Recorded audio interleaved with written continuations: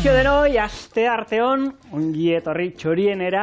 Ja, pentsatzen honek da, ja bete eskaz gelditzen da...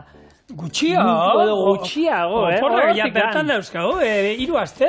Denboraldia baiteko. Pena, baina, bueno, gaur, kontetu nator, gaur gogotxu nator, ze hamburguesa bat prestatu eta da, esango ditute, hamburguesa nik gehien edo gauzarik, gogotxuena, ze askotan gozekin eta horrela natorrenean, zer nahi dut? Hamburguesa bat. Eta gaur ringo dut, hamburguesa bat baino berezia. Beti bezala ixe, esan duzu. Beti berezia egiten duzu, bai gaurkoan, ere zerbait berezia egingo dugu, ez da normala. Izango da kasu honetan, oiasko frigituaren hamburguesa bat, non egingo duten onduan saltxa ranch bat, oda jogurrarekin, maionesarekin, eta gero olio mina izango du. Beraz, gaurkoan izango du, oiaskoan, mamitsua izango dan, kanpotikan kurruskari gelituko zaigu, eta saltxekin eta minarekin gelituko zaigu 10-koan. Ondo. Manire esotiko samar nator, tempura bat ingo dizut, Hideki Matsuizan liburua erosi dut, eta hor badauka olako txipiroiak tempuran errezeta oso original bat, eta gainera beraiek esaten dutenez, japoniarrek tempura eta zerbait badakite, eta beraien tempura perfektua, esan dezagun, nola egiten den, erakutsiko izuet, eta... Saiatuko gara gaur hemen egiten, tempura perfektua. Beraiek esaten duten bezala. Teoria nik esan ingo dut, eta ipatu ingo dut. Zer ateako da, txorieneko tempura bat ateako da. Oso gozua gongo dala, eta, bueno, zer zango du ba. Erra. Tempura perfektu hori ikusteko, lehen da bizi, etxaron ze esan bezala, lehenengo errezetarekin hasiko gara, eta hausi horrela egiten da. Buttermilka espeziekin nahastu, oiaskoa sartu eta beratzen utzi. Oiaskoa irin eta harto almidoietik pasa eta frigitu 180 graduetara. Ranch saltsa prestatzeko, osagai guztiak nahastu, saltsa homogeno bat lortu arte. Ondoren, olio mina prestatzeko, espeziak nahastu, olio beroa gehitu eta ondo nahastu. Amaitzeko, ogia ireki, muntaketa egin eta on egin. Bueno, ikusi dezue beraz, buttermilkarekin hasiko naiz. Buttermilk, ingelesezko hitzak hemen erabiltzen oso derresa. Azkenen izango da, esnea espezia batzuekin non gure oiaskoa bertan sartuko duten, beratzen utziko dut, eta bitartean jungo naiz beste errezeta guztia egiten, eta utziko dut hementxe gutxi bera 20-30 minutu pasako ditu gure oiaskoak. Orduan, esnea, espeziak dauzkat, ze gero gehiago erabili behar ditut, olio, mina eta horrela egiteko, beraz denak osoa ez dut erabiliko. Baina bai erabiliko dut, adibidez, kaiena eta piperra hautsean, ze minikutua izango du. Gero, jengibre pixka bat ere izango du, hau da, jengibre hautsa, barrura. Hementxe dauketena da, hau, baratxuri hautsa. Ikusten dizu, pixkanaka dena botatzen jungo naiz. Hemen botako diotena da piper txuria. Oreganoa, barrura. Eta beste osagaiak ondoren botako dizkut beste gauza batzuntzako. Ordu ningo dutena hemen izango da ondo nahastu. Eta zitriko batero, behar du horrek, ez? Hementxe dauket. Hementxe dauket limoia. Azkenean, hori, saltzen dute, ez? Horako Inglaterran da buttermilka saltzen izute, baina azkenean esne mostu batero izango zen, ez? Bai. Guketxean egitea badago, kaula. Egia, buttermilka kasu honetarako erabili dugula, baina beste gauza askotarako ere buttermilk deitzen da, eta gauza ezberdinak dira, adibidez, guk gozogintzen eta horrela buttermilk deitzen diogu, igual red velveta, hau da, tarta gorria dana barrukoari, hau da, gazta kremarekin eta horrela egindako krema batik, eta gurinarekin noski, buttermilk deitzen diogu ere. Ordu nik usten buttermilk, ez dakit, gauza bat bakarrik esan nahi duen, edo gauza desberdin asko esan nahi dituen, nik erabiltzen detenean buttermilk izena, gauza bat baino gehiagontzako erabiltzen dut. Orduan, hautxe oiaskoa, hortxe utziko dut, beratzen utziko dut, eta oain joango naiz, urrengo gauzekin.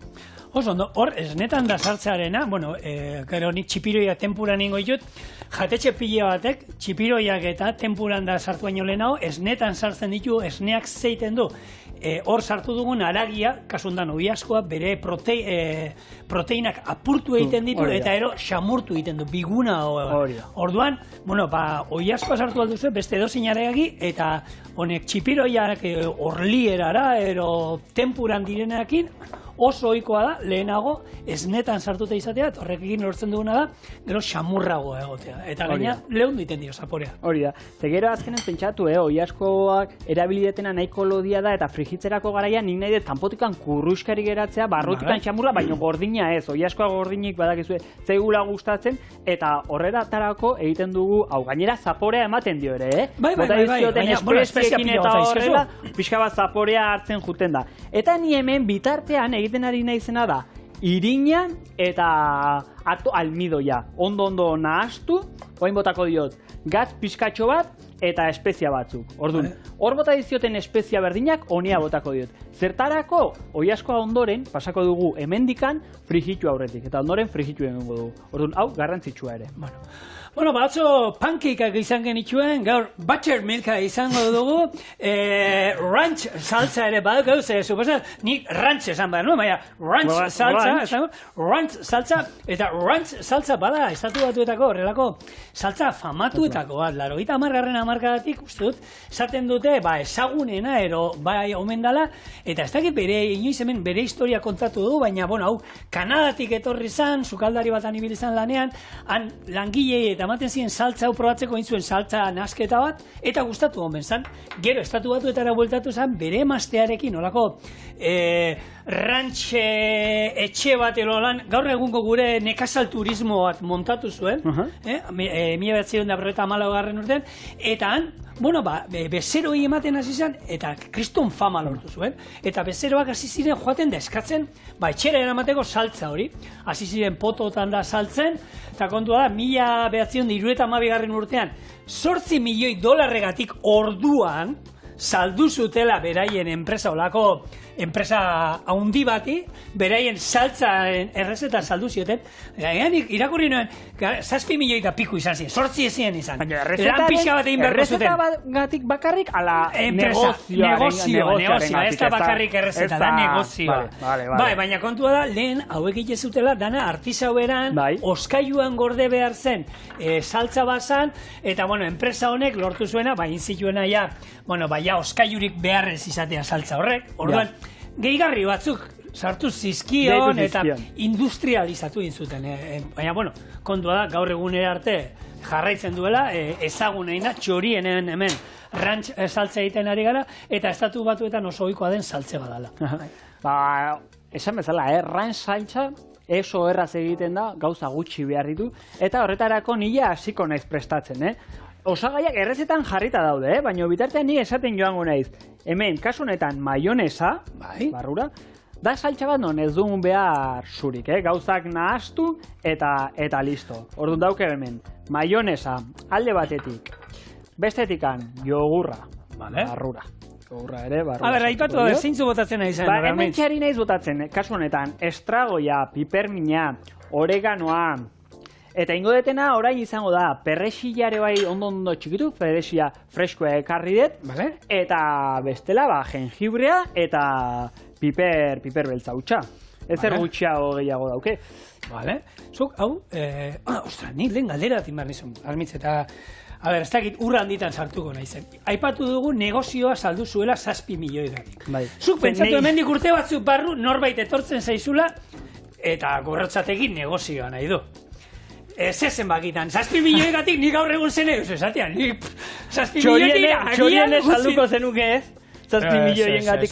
7 milioi gatik jarraituko nuke etortzen ona, zei esan hemen dagoen giro inun ez daukat, eta lantalde honekin edozein tokitara jugu nintzen, baina hobeto txou 7 milioikin moldatuko nintzen. Baina zigor, bai, eske ni ez 7 milioi, ez 70, ez 7 milioi. Armitz hau grabatuta dago, ez da dirua, zu pentsatu dana bizuta honetan ez da dirua. Gauza garrantzitsua da, batzuak izu zer dan, enpresa familiar bat eramatia, horrek daukan guztiarekin, horrek ekipo guztiarekin jarraitzea, horrek ez dauka preziorik. 70 milioi esan duzu. Ez da, ez zigor. Armitz, hemendik urte batzu barru, igual gutxio eskaintzen baizute ere, pixka gutxixo, esan gozu.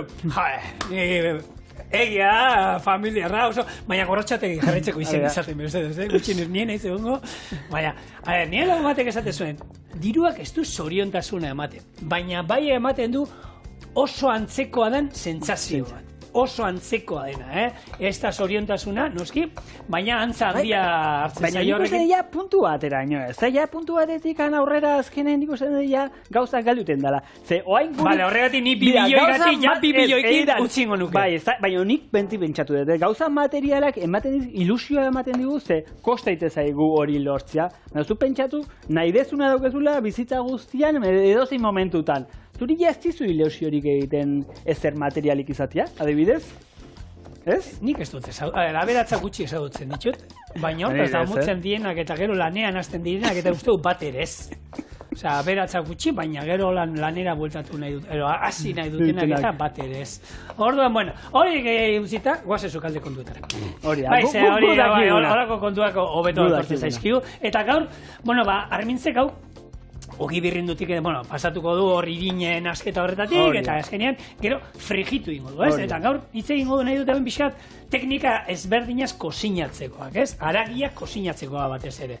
Hemen, bat izango zen, frijitu. Frijitu zein da, sartaki batean, lapiko batean ero, olio desente erabilita, zerbait olio berotan sartu, eta horrekin frijitu egiten du. Normalean, atal txikiak izaten dira, ze azkenean lehen armintzek esaten duena, ez? Nahi duguna da lortzea zerbait, kanpotik kurruskaria ero frigitzeak ematen diona kurruskaria izatea, baina barrutik egina. Hori asko oso bat, ez dugu imaginatzen frigitzea. Bai einalko genuke, lapiko handi bat olioz bete, eta hartu eta lehengo temperatura neko basuan poliki konfitatu oiasko hori, eta gero inda dagoenean temperatura ego eta frigitu. Baina nik ez dut inor imaginatzen oiasko oso bat sartzen. Azkenean, zer dira, xerrak, ez dakit... Ez. Atal txikiak, ero oiasko bokadutxoak eta alakoa. Gertuen dagoena edo horrela, igual, ate lakatua, ez? Ez da frigitzea, baina bueno, eta beste teknika bat ez da, baina ez, frigitu osorik, noski ezin da, ez. Zerbait handia nahi badugu horretako labea da, ez? Erretzea, labea erretzea, azkenean da temperatura kanpotik ematea ez da zuzenean, baizik eta giroan dagoen temperatura altuan, eta hor bai, normalean izaten dira, segun piezaren arabera, ordu erditik gorako denbora tardatzen duten, aragi piezak, arrain piezak inal ditugu, eta temperatura horre jolasten ibiltzea da.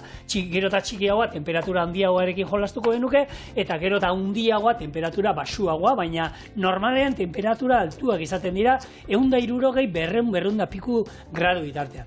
Gero beste bat, asko maite duguna denok, txingarretan, ez? Parrillan ero zerbait eitea, hor zu... Ez que horrek danak irabazten du, baina hor zapori, ez da bakarrik ematen dion indarrak zua daukan indarra, baizik eta zaporia ematen diona. Baina denak, ez que danak irabazten du, barazkiak irabazten du, arrainak irabazten du, aragiak irabazten du, eta hemen Euskal Herrien egia da teknika bat asko, ohitura daukagu eta asko erabiltzen da, batez hor, etxe barrin ez da, baina, hemen gure ondoan hemen Orio, Getaria eta inguru hortan zertaz bizi dira, ez? Gehien bat, txingarretatik hor kanpoan dauden parrilla horiek ikusten dituguna bertan kozinatzen eta usai hori etortzen zaizuna, hori zoragarria da, eta hor ere normalean, txuleta bat, entrekota, azpizuna, arraia, ez hain pieza handiak imaginatzen ditugu, ez dakit zaieskia, baina horre ere temperaturakin, balturakin jolasten dugu, ze normalean hemen ez dago bakizu indarra gehiago ero gutxiago baizik, eta indarra normalean berdina izaten da, txingar pixkat kendu inalduzula, baina hor jokatzen dena da altura egin. Orduan, izaten bada, olako txuleta lodi bat, pixkat altuxeago jarri, ez izateko inbesteko bero intenso. Hor bai ez dagoela errezetarik, Hor ez dago errezetarik. Esperientzia. Orduak eta orduak. Esan bezala, segun eta ze pieza hartzen duzun, ez dauka zer ikusirik, ze igual kilo bat balma duke edo 200 gramo, temperaturak hor aldatu egiten du, eta zenbat brasa botatzen duzun edo gutxiago, egur gehiago botatzen balma diozu, baina hor asko aldatzen da. Euskal Herrian zorionez zer daukagu, Armitz? Kuadrilla, erofamili guztietan dago koinatu bat ero lagun bat norbait artista da. Eta udan, zein bardo, parrilla da. Nik, orduen da, bat egiten, lau inguruan, danak begira, buelta ez diozu eman behar. Hori, gainera esaten, nola ingarra. Eta oinero gero, eta bakotza bere teoria gaina lehen, duda iten zenuen, da ez hori ez da holan, eta karo, itxaun barzen duen liburu bat hartzera, eta han irakurri, eta bitu, zezaten izun, gaur egun, mendian estaldura segun nun egoten da, atatzen du bakoitza bere telefonoa, betu, Joan Rokak esaten du, ez dakizen, ez, hemen betu, Argintzon izek esaten du, ez, Erotu, baina, bueno, sorionez, norbait daukagu etxean, dakina. Errezeta nola da, Armintz? Ni errezetarekin jarraituko dugu, bale? Orduan, nik jamen ranch saltsa egin dut, ikusi dezue osagaiak nahastu eta listo. Bale? Venga, hirugarren gauzaia prest daukadana, hemen gauza juntatzen nahi zaizkide. Gaurkoan gauza asko errexak, baino... Bai, ez da betiko hamburguesa, esan du Armintzek, berezi erakutziko zizuela egiten. Hori da. Orain egingo dana izango da olio mina, bale? Orduan, horretarako hartuko dut olio on bat, vale? Ez detena erabiliko hau frigitzeko, Gero frigitzeko hortxe erabiliko dut beste olio bat. Hau izango da olio bat non gainetik botako duten gure bularkeri eta ikutu berezia izango du. Orduan, hau ingo detena izango da berotu, misterio hori gabe, berotu, eta dauzkadan, espezia minekin, hau da, paprikarekin, bota dut lamen, paprika pixkatxo bat. Pipermin pikante bat, bai edo bai izan behar du, ez? Hori da. Mina maldin badan. Eta desente, beldurri gabe. Gero ez bali madera nahi bota, edo gutxi bota, zuek ikusi, baina espero dut mina gustatzia zuri, zigor, bestela? Gaina, oin bero iten duenean da, ondo etortzen diolako saltza biziak esan dezan. Hori da. Eta honek berezitasun bezala, errezetan irakurri deten bezala, eta daukadan errezetan, eramaten du azukre... Olioa, Azukrea eramaten du, orduan. Guk ere, barrura. Honek egin behar duna da pixka bat berotu, Ingo du berotu eta ingo dut gero pasa, beste bol batera edo pasako dut, eta listo, bale? Ez dauka inongo misteriorik. Eta bitartean ja jungo naiz hemen olioa berotzen, ze frigitu egin behar ditugu gure bularkiak. Ondo. Bueno, kozinatzeko teknika haragien artean, aipatu ditugunak oin artea, izan dira bero zuzena eramaten dutenak, ez? Falta zaizkigu, zeintzuk, gixatuak. Gixatuak zer dira, azkenean, likido bat erabiltzen dugunean haragi bat itxeko, haragi gogorragoak izaten dira normalean, ez dut aipatu lehen, baina, ulertuko genuketan, ez? Plantxan ero txingarretan iten badu, haragi xamurrak eta behar ditugu, entreko eta azpizuna, oiasko bularki bat, ez dakit, olako txerriaren sekretu bat, olako atalak, eta gixatutan dira azkenien haragi gogorragoa zeintzuk egosketa luze bat behar duten, eta hor dauzkagu gixatuak eta estofatuak. Estofatu ezberdina da segatik, hor normalean likidorik ez du erabiltzen, baizik eta estofatu batean erabiltzen dana da, barazkiak hor, botako dizkiogun barazkiak, eta guk erabiliko dugun produktua berak daukan ura erabiliko dugu kozinatzeko. Orduen nahi eta nahi ez taparekin izango da, estofatua beti, taparekin estalita, eta labean inaldugu, erosutan inaldugu. Hobeto, labean egiten badugu, ze orduan bai ez zaigula erreko. Eta normalean, barazkia beraie daukaten likidoa botako dute, eta dana oso kontzentratu izango da. Ez da, gixatu batean moduan, non, salda bat, ura erabiliko dugun, ardoa erolako bere noski beti erabiliko dugu, eta horietan, hor ja tapak kenduta nahi badugu inaldugu, likidoa izan dezatela, eta horieia dira egosketa luzeak. Segun ze pieza dan, izan alda ordu bat, 2, 3 eta 4 ordukoak ere badauzkago. Holako, ez dakit, zezenketa batean ibilitako zezenan bustan egiteko, nik inoiz, zezenan egiteko erabili izan du, eta 4 ordu izan ditugu, eta hori sardezka sartu, eta tal lodiak batez ere gogorrako gaindik egon, eta hor, hemen aipatu izan dugu inoiz, egiten duzuenean bustana, bustana lodia zena, dero fin-fina, orduan, lapiko azkarrean egiten baduzue, gertatu alzaizue, lodia puntuan egotea, baina besteak egotea erabat desegin, orduan, lapiko normalean hobeto. Egia da, azkenean kozinatzeko garaian eta horrela, gertatzen dena da, temperaturak eta denborak behar dira, aldatzen dijoa segun eta ze pieza erabiltzen duzu. Orduan, geroz eta pieza handiago erabiltzen balen baduzu, orduan eta gero eta denbora gehiago behar duzu. Orduan, batia erabiltzen balen badituzu, handia eta txikia, batea kozinatzen balen badituzu, orduan txikia ingo zaizu edo desegin esan dezun bezala, ala alderantziz. Zerbait zaizu desegiten eta puntuan balin badago, horrek esan nahi du, pieza handia geratuko zaizula gordinik. Orduan, kozinatzen dugunean saiatu behar gera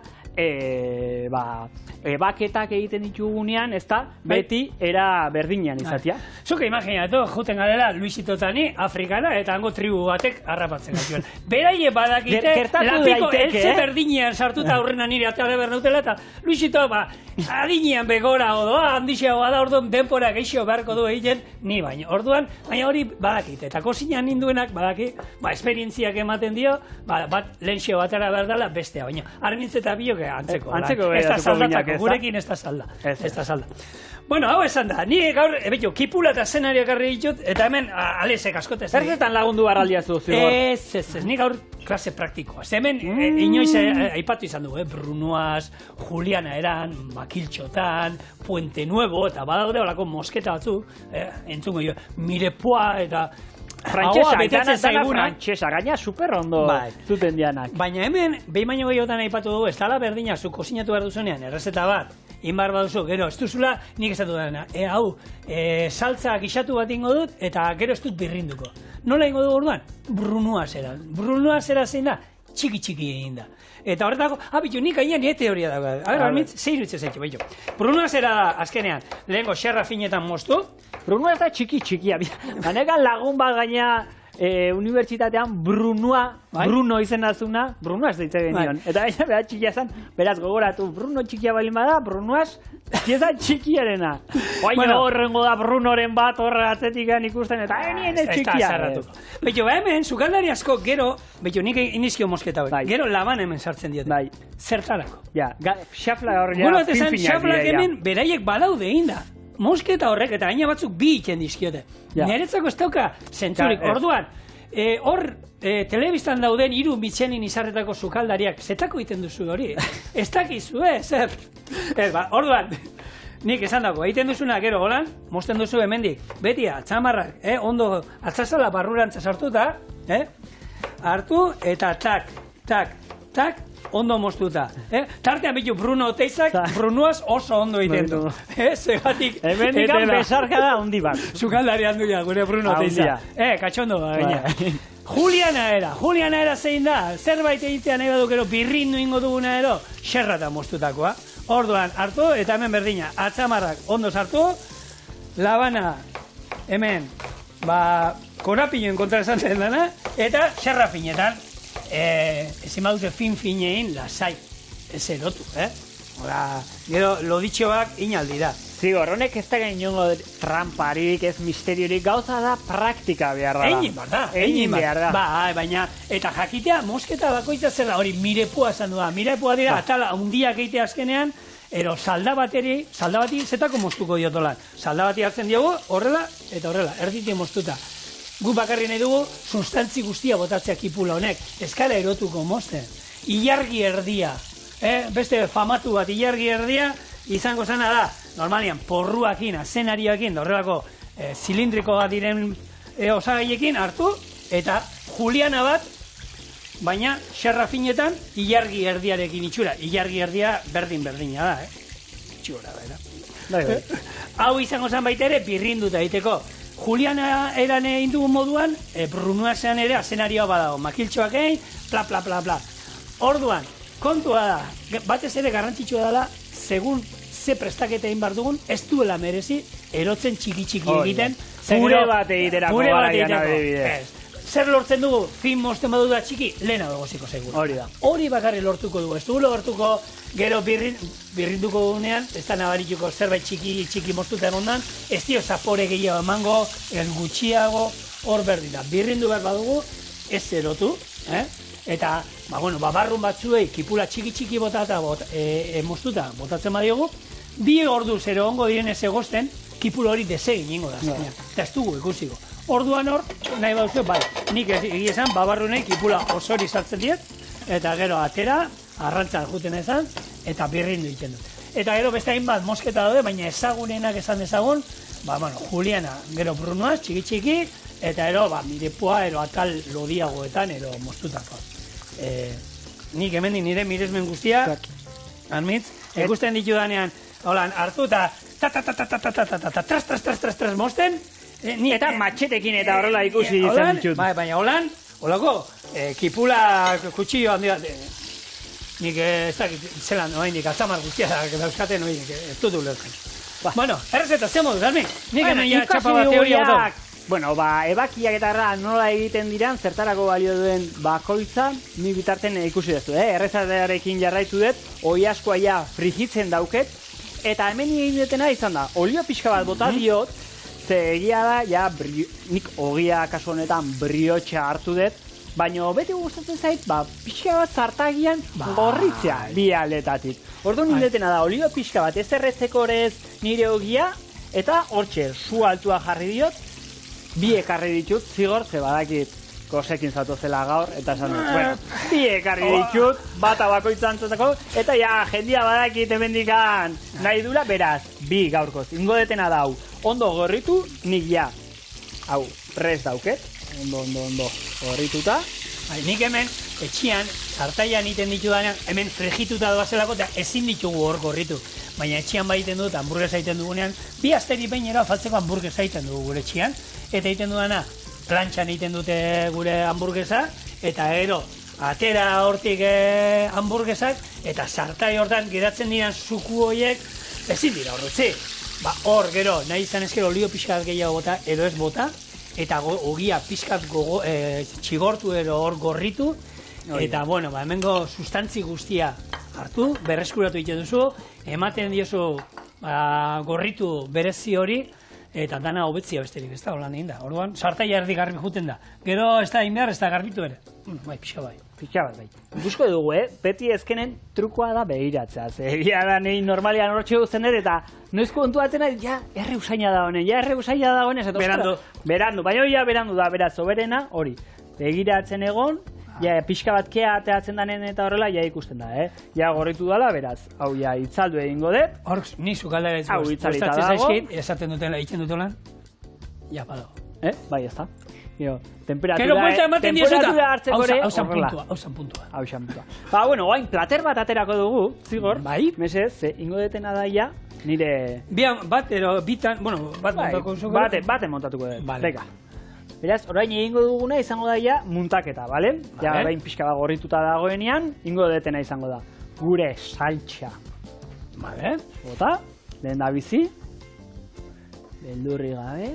Etxian ranch salsa ez dago, zu zer botatzeko za hamburguesa, Maionesa, ziapea, ketchupa, tomate salsa normala. Ez dakit nola izena duen saltxa, baina saltxa arrosa deitzen dion nik. Salsa arrosa salia zera? Egiten dutena da maionesa ketchuparekin nahaztu, eta gero, horrela, klasiko handi bat. Saltxa, hola, pikante bat, edo, ez dakit, zein izan leike, tabasko pixka bat, edo horrelako zerbait. Salsa arrosak tabasko bat. Hori da. Eta horrexekin. Hiruak denak ondo nahaztu, hori da, munduko saltxarik hoberena, niretzat. Nire garaian, jatetxetan lanian hasi nintzenean, garai hortan salsa rosa danai botatzen zitzaion. Danai botatzen zitzaion, danai. Zainzurien gainetik entxaladai danai horrekin. Eta nire goizean lehenengo gauzaiten nuena hori zan. Eta lagun eta zu, jatetxean lan iten zu, salsa rosa iten bakizu da. Bai. Ingo diazu? Ez. Ez zitzaidan gustatzen gaina, Ardo, beti saltza, maionesa, laranja zukua, gero patxar pixka bat, tabaskoa, ketchupa, eta horrek balio zuen, danetako. Eta hori goizian goiz, lehenengo gauza egin behar zena. Eta horrekin gauza pilatontzen genituen. Danatan ez gaude dado, ikuste duzu, ez horretan, danetako da saltxa rosa, adibidez, hamburguesentzako eta horrela, mundukorik gauzarik errexena eta goixuena. Bai, eta hori regeto jentzuten, jazta. Jazta! Ez berdina garen. Oi, ez zaizu aztuko inoiz, Oi, azken egun arte hortxe. Armin, nik uste nuen hori zientzia fikzioa zala, ez zegoela jendea hori gustatzen zitzaiola. Baina, bueno, bada, sorion, ez? Bueno, erregoto ja alde batera utzita, eta nire platera ja pres dagoela, hementxe nire oi asko frigituaren hamburguesa. A ver, laban batekin... Arri demostu barko zuen. Egia da, igual saltxa rosa, baina goixuagoa daola, Nik usten de baiet. Zer gabe lehengo? Ranch, salsa? Ranch? Hortxe. Oso na, Pikantea botei? Bai, ez botei. Bai, badauke. Eta gaina gero gainetikan gehiago bota diot, ez, zio? Egia da olioa. Bai, izan du olioa. Ez beldurtu.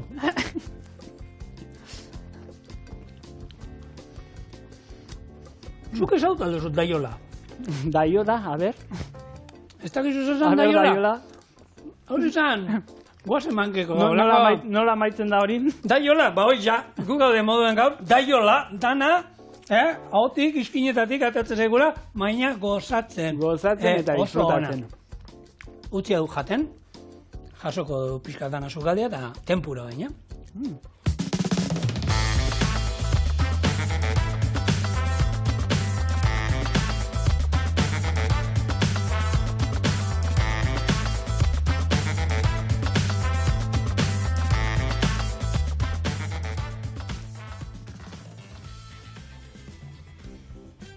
Ikan, karage. Holanda, ez? Bai. Bueno, hau da. Txipiroi tempura. Guretzako betiko kalamarrak, raba batzuk eskatu, txopito batzuk, horrelako zerbait, baina, bueno, teknikoa eta ina Japoniatik garritako errezeta batean horrela prestatuko duguna. Txipiroia garbitu, xerratan moztu, eta ero xakearekin, jengibrearekin da baratxuriarekin ontzen jarriko ditu. Bien bitartean, saltza ingo dugu, horretako, dashi salda, soja saltza, mirin ardoa eta azukrea nahasi eta gorde. Tempura prestatzeko, bi arrautza gorringoak urarekin nahasi, jarraian izotz atala gehitu, irina, gatza, nahasi dena eta gorde. Olioa 170 gradutara berotu, txipiroia lehortu, gero irinetik pasa, gero tempurati pasa, eta oliotan frijitu ondoren saltzarekin batera zerbitzatu. Bueno, lehenengo inbar duguna, txipiroia garbia dauzkat, eta ingo dituguna da, ontzen jarriko ditugu. Zertan jarriko ditugu ontzen? Ba, bueno, beraien ardoarekin, hau da, xakearekin. Lehen gaina... Ez zait bate gustatzen ere. Ja, baina, zuk ez gaur, lantzaldean egon gara hemen da. Eta xakea erabilu izu eta, almintzen, ni ez zait bate gustatzen. Da, batek landako, niri bai. Eta, zaporea, ez. Xakea jolaz. Ez da berdina eta ziten ari. Ez. Egia da, xakeak... Ardo zuriarekin, konparauta bintzat. Bai, baina beste gauza da. A ber, egia da xakea da, azkenean, bertan iten duten, olako ardo patxar bat, arrozarekin iten dutena. Ez da, nik uste nuen fuerteago ezala, nik uste nuen berrogeiero, baina... Baina behaiek ere, gainera, ez dute oso hotza hartzen. Osa, temperatura, ia, beroa. Eta horrek egiten duna da, oraindik eta alkolaren zapore gehiago izan, ez da, eta nahi behintzat, ez zait asko gustatzen. Zuzara xakean jolastekoa baita, gure lantaldeko. Ez naiz oso baina, bai, behintzat jolasten badakit. Movimenduak eta horrela badakit. Zaldiak nola egiten du? Hori da, L bat bezala ise, aurrea, atzea... Eta jendean gainetik no pasatu alda bakarrik? Nola? Beste fitxen gainetik? Noski, pasatzea dukezu. Zein, baina Zaldiarekin. Eta besteak? Bestarekin ez. Hoi da, damak dia bestela, ez da? Nola dia hori? Ni dametara nik ez dakit jolasten, ez? Bueno, dakidana da, honek dana mazkila gutxi gora bera 5 gramo jengibre birrindu. Gutxi gora botak. Japoniarrak badakizu dena zehatz-mehatz egiten dutela, ez da? Oso, gainera, basate dizut, Hideki bada, nik ondan hau berakin da, oso maniatikoa, horrela inbar da, bai ero, bai, birrindu, edozein birringailuk ez du balio, izan behar du tamaina honetakoa da.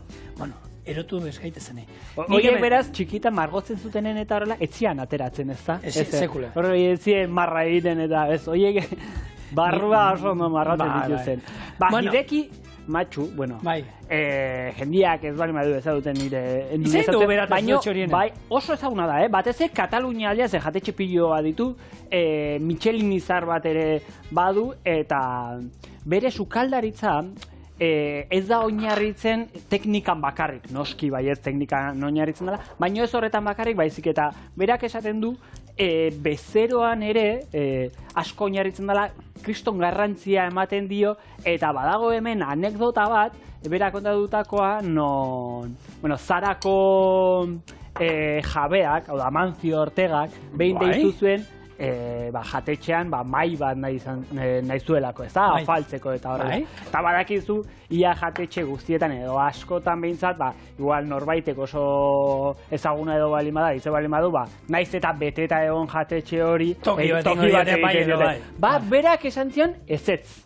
Ez zeukala tokiri oso ondo iruditzen zait, bai, oso ondo iruditzen zait, eta berak esan zion ezetz, ja beteta zegoela jatetxea, maik ez zuela, eta ezin ziola eman, berak oinarria eta garrantzi handia ematen dio hori teknikari eta baita ere, bezeroari, eta danak dira berdina berarentzat, eta horrela izan behar du eta oso ondo iruditzen zait. Guk hemen, betxo, txorienen lehen gonbidatua ekartzen genituenean, Bruce Sprintin askotan etortzen da ona jotzera. Eta ni gustatzen zaipiak, eta nahi zuen gonbidatu moduan txorienea etortzen zen ez.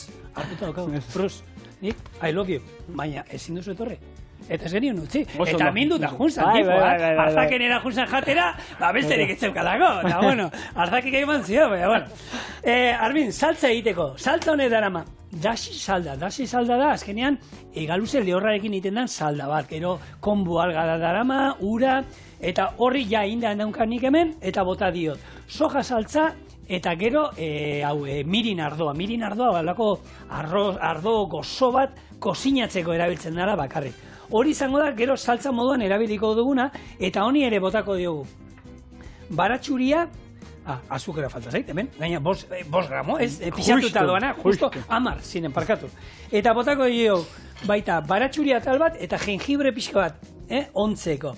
Eta hor ikusi duzue, jarri dudala, gure, tempura esan dizudan hemen esnetan da ohitura daukagula gu jartzeko, bueno, bereiek egiten dutena xakearekin jarri dut, gero, baratxuria tal bat, eta jengibrea. Zenbat ontzen?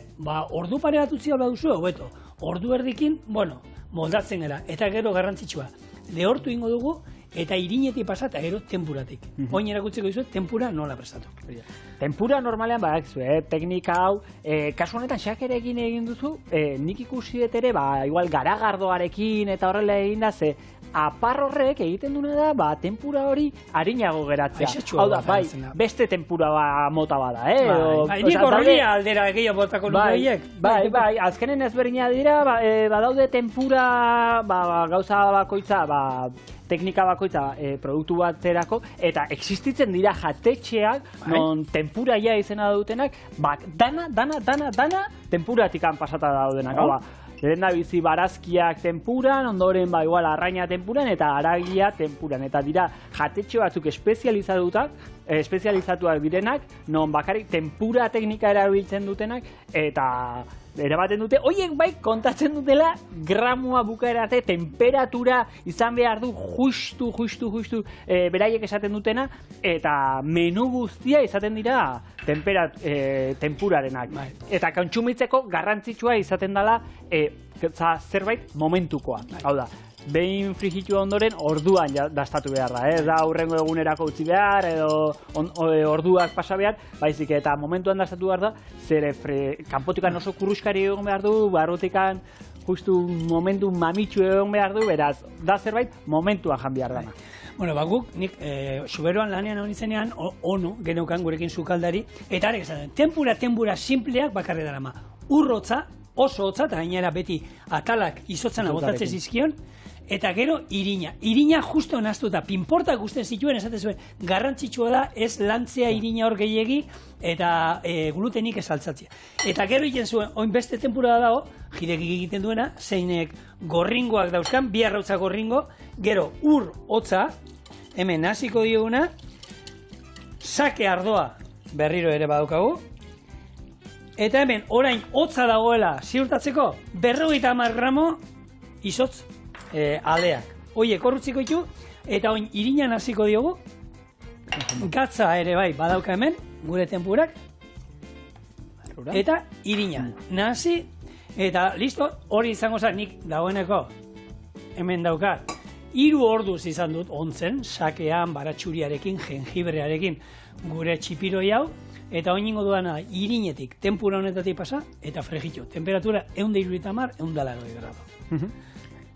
Izotzak erabili dituzu eta egia da, sukaldean erabiltzen direla, adibidez, lehenengo gauza iruditzen zaitena, bururatu zaitena, da arraina eta horrela, garraiatzerako momentuan eta horrela, izotza erabiltzen da.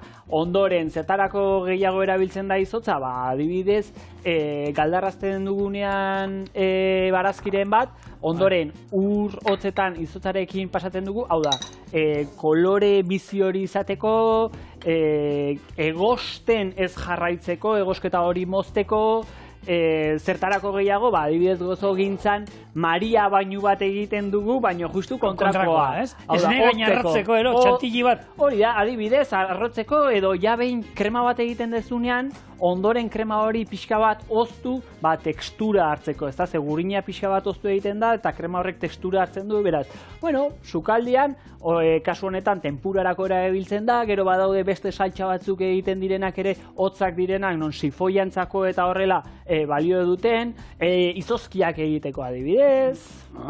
Kausa desberdin askotarako balio du. Baita kombinatu bat hartzeko. Oizuk esan dezu, hotz freskagarri bati. Noski baiet. Michel Gerarrenean iten genuen, geneukan, nola inuen hemen arrautza hori zein kolpatu apurtu egiten nuen. Geneukan, abakantuarekin beteta juten zen arrautza bat, eta gainen zelaman olako perresil apar bat. Eta perresil apar hori egiten zen, perresil hartzen genuen pila bat, urarekin nahasi, birrindu egiten genuen, eta gero zutan jartzen genuen. Justo, irakiten hasten zenean, hasi behar zanean, urrotzetara pasatzen genuen, eta moztu bezala egiten zen. Eta geratzen zen, perresilaren sustantzi guztia, baina holan, solidoa, atal solidoa esan dezagun, likidotik banandu egiten zen, eta izotzak egiten zen. Gero iragaziten genuen, esne gainarekin batzen genuen, dorrekin apar bat lortzen genuen. Oso berezia zen, oso ondo naiz goratzen, duela gauta 10 urte izan zen, baina... Esaten dezuna nire beko goratzen, baina dakit ze landarekin egiten duen, zait perresilarekin zen edo tipulinarekin edo horrela, lortzen duen zurtoina, eta egiten duen laban batekin, arraspatu bezala xe, geratzen zen pixka bat, nire egia bezala ez, rizatu moduan, eta gero hori urrotzetan sartzen genuen. Eta geratzen zen, hori, zakit, espiral modu batean bezala xe. Zuk, horre... Ez dut ezer egiten, horrela ateatzen da. Horrela ateatzen da. Horrela jaio nintzen eta horrela jarraitzen du. Ez dut ezer egiten. Nik uste nuen gau edan ruloa jartzen zen nitiola edo. Ez dut behar. Ni arbitz irudi horrekin ikuste zaitu. Horrela junzuri bizitatzera. Eta horrelako bata batekin. Eta horrelakoekin, original egon zinen. Ja, falta zitzaidana, ja. Bueno, lagunek, hemen, ezerrez, ikusten duzue. Oliotan sartu, banaka, ze bestela egiten direna da, itxatzi beraien artean. Eta, gero ingoituna, beste plater bat atatzen maia zu armintz, atako itugu sukaldeko paper gainera, eta listo, saltza katilu batean jarriko dut, utzia zue, hau danak, frigitzen, baina ni hemen hau, makiltxoekin, profesional bezala, ze beraie, argazkian, liburuko argazkia, karri da armintzeri, gaina prezio ondo ateatzen da, horrela gertzen da, txak, eta ze profesionala ematen dudan, honekin, idearik ez daukat, saiatzen naiz, gutxi gora era badakidala esango nuke, baina esan oin irrista biten diate, orduan, ez duan ez hemen espektakulorik emanei, utzia zuen hauek denak frigitzen, eta zeituan gara.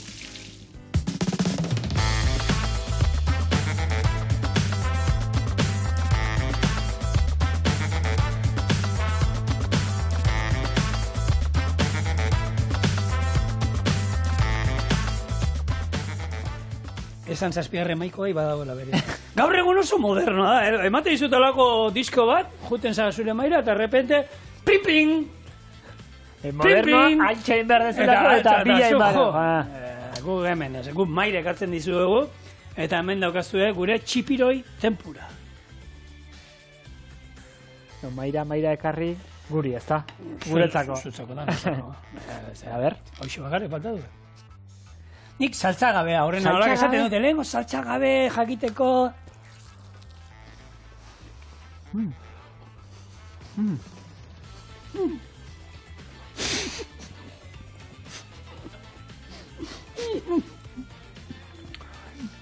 Beito, ikasi du mamurtu gabe tragatzen. Eta ja, hemen ez du erretzen, horren beste. Bueno, lagunak, esango dizuet, armitzen zer dinon, oso gozoa dagoela, placer bat izan dela zuei hemen izatea, eta... Enaiz bizirik aterako hemendu, seguro. Geritzen gedun programa, enaiz bizirik aterako. Bueno, esan dagoa. Bueno, ningaino hoen nikan bizirik dauket. Eskarrik asko horri zateagatik, eta aurren arte. Agur.